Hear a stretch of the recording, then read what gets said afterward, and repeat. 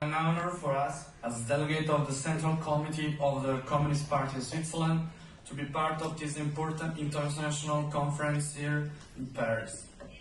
We would like to thank all the present, but especially our friends of the People's Democratic Party of Korea, which invited us to this event, which represents a moment of true solidarity and internationalism.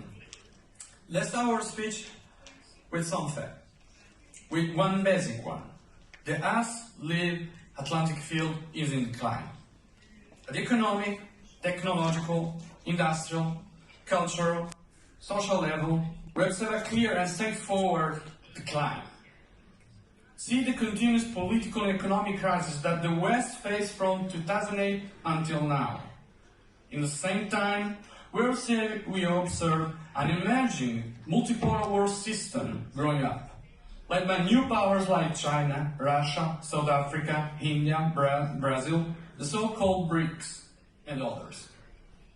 Among the emerging countries, however, we recognize first and foremost an area that will be a key player in the future of international relations, Eurasia, whose development and integration process is opening now glimmers of political and social viability for peoples yearning for independence and sovereignty.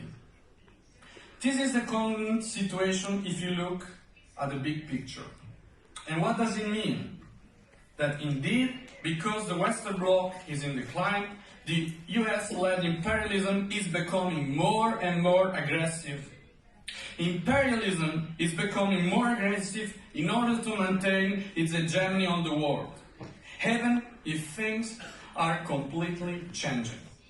Look at the tax, the unilateral sanctions, the pressure for foreign crisis against Cuba, Venezuela, Nicaragua, and other Latin American countries which fight for sovereignty. Look at the attacks against Iran, which also struggle for independence against imperialism and Zionism. Look at the pivot to Asia strategy. Look at the trade war against China and how the United States and its allies are protecting a xenophobic stance globally. Same happens with Russia. And we are going to talk about the Ukraine issue and also talk about the situation in Korea Peninsula. Considering the big picture, for us, as Swiss communists, is clear that the actual primary contradiction is the international struggle of national states against US-led imperialism. The contradiction between an emerging multipolar world system and a declining multipolar Western-led order.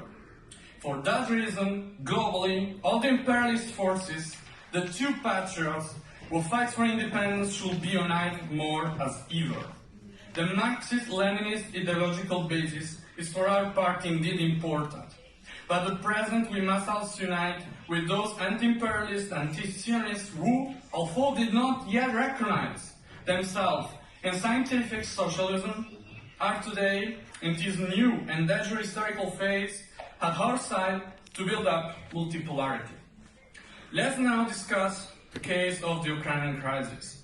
We have to begin the story with what happened in 2014, the so-called Euromaidan. The NATO and the European Union promoted an institutional coup d'etat that isolated the so-called pro-Russian political forces, in reality patriotic, anti-fascist and socialist organizations, and that pushing the agenda the future membership in the European Union and NATO of Ukraine, putting in power ultranationalist and pro-Western puppets. Not yet satisfied, the Western powers support ultranationalist and neo-Nazi movements and troops like the Azov Battalion that start to attack violently the Russian-speaking Ukrainian minority community in the Donbass. They burn and kill civilians in trade union headquarters in Odessa. They started creating the chaos. Result? A civil war started. Not because Russia supported the people of Donbass who decided to fight back and protect their territory, but because it was the European Union and the United States that decided, before to change completely the situation in Ukraine, pushing for the conflict and for the integration of Ukraine in the NATO community. There is a war in Ukraine since 2014. There are Russian wars against Russians since 2014. And thousands people died, most of them civilians. We shall be clear. The main cause of the current conflict and war in Ukraine and in the region overall is the enlargement of NATO toward east. The Western countries didn't respect the agreement that NATO shouldn't expand itself beyond Germany. A lot of former members of the Warsaw Pact should remain neutral. And what we have seen, a huge number of Western countries enter the Atlantic Alliance, not respecting the agreements and not respecting the Russian concerns.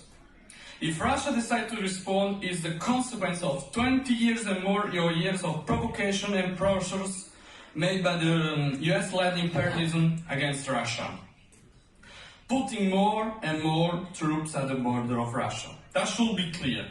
Anyway, as Swiss communists, we demand immediately a ceasefire and a new peace agreement, similar to the Minsk agreement. A peace agreement which considers all the interests and the security concerns of all the involved actors. Something that hasn't been done in Europe properly. Peace, however, is not an idealistic element. It is a political fact and depends on the balance of power, on the geopolitical level, and also on the social struggle that multipolarism and the overcoming of a classing system can be realized in peaceful coexistence is an illusion. Class struggle presumes conflict. And emerging countries today are tired of suffering Western imperialist oppression, and we must therefore be ready because this new historical phase tells us that a non-imperialist country like Russia, where the communists are influential, and may decide to go to attack to defend the national interests of its people and with the interest of multipolarism. There will be war as long as imperialism exists, which is the potential for economic domination. But we must also remember that every epochal change, and we are at this moment, actually results from explosion of class conflict, and these often take place in violent forms. Now, the question is it feasible to reverse this spiral of violence? The answer can still be affirmative, but only by countering the indoctrination of European public opinion that believes that the West is the beacon of human civilization and can continue to hegemonize the world with its one-sided values.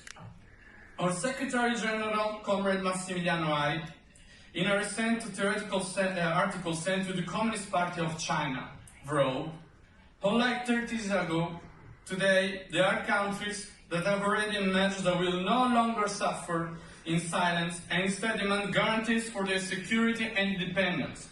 NATO must therefore no longer extend eastwards, and US must withdraw from the Korean Peninsula and Southeast Asia and return to their home. Only then can Russia stop militarily, and China continue with this peaceful approach based on win-win cooperation. If, on the other hand, this decision of absolute balance fail or not even taken into account, and thus the emerging countries will continue to feel threatened and stifled in their aspiration for independence, then wars will continue to feel threatening and stifling then wars will continue to break out, and we will experience an authoritarian and military twist in Europe. Only popular and class-oriented actions can prevent the wars from happening. That is why organizations such as the World Peace Council and the World Federation of Trade Unions must be strengthened on mass level, without forgetting the importance of building a communist vanguard party in every imperialist country. Unlikely, another example of the brutality of US imperialism is the ongoing illegal occupation of South Korea. Not only the US is against any peace agreement between North and South, but is even more present there with troops and nuclear weapons in what should be a sovereign country. We are solidary with all the comrades of the People's Democratic Party, which fight every day to end this neo-colonial occupation, to preserve the independence and sovereignty of all Korea. You support you also in your fight to create a unified Korea based on a federal system, an aspiration, a unified Korea free from imperialists that is supported by the vast majority of the Korean citizens. In the past, where the Japanese that should be withheld, and you succeed very well. Now it's time to whip out all the Yankees from the Korean Peninsula. We want peace in the Korean Peninsula. I would like to finish my speech speaking of my country of origin, Switzerland. As Swiss communists, we struggle to preserve concretely our neutrality and independence. For example, we are against all the sanctions against Russia. A neutral country should not follow the sanctions made by the United States and the European Union, also degrading our country in the diplomatic community. Switzerland could be a place for peace agreement.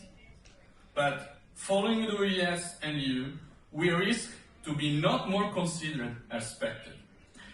We are also against all collaboration with NATO, whether by buying American jets for our army, like the F-35, as our federal council decided to buy, whether by participating in a NATO-led so-called peacekeeping operation in Kosovo, whether by buying only military technology from the United States. Furthermore, we believe that Switzerland, as a neutral country, can be a bridge between the West and the East, the West and the East. We believe that Switzerland can be a protagonist and true partner of the emerging multipolar world order. Attention, comrades. We must be clear and not fall into illusions. Switzerland remains an imperialist country, but by riding on the neutral tradition felt by our people and technically exploiting the internal contradiction of the less pro-American and more national bourgeoisie that we must skillfully identify, we must hinder the Atlantic plans and indeed push towards a non-alignment of Switzerland. It is increasingly complicated, but on the basis we can still build a mass line understandable to the majority of the working class and also of the petit bourgeoisie. Let me conclude saying that as a Swiss communist, we fight every day in order that Switzerland can promote peace globally. And we think that all the people of the world should struggle for peace.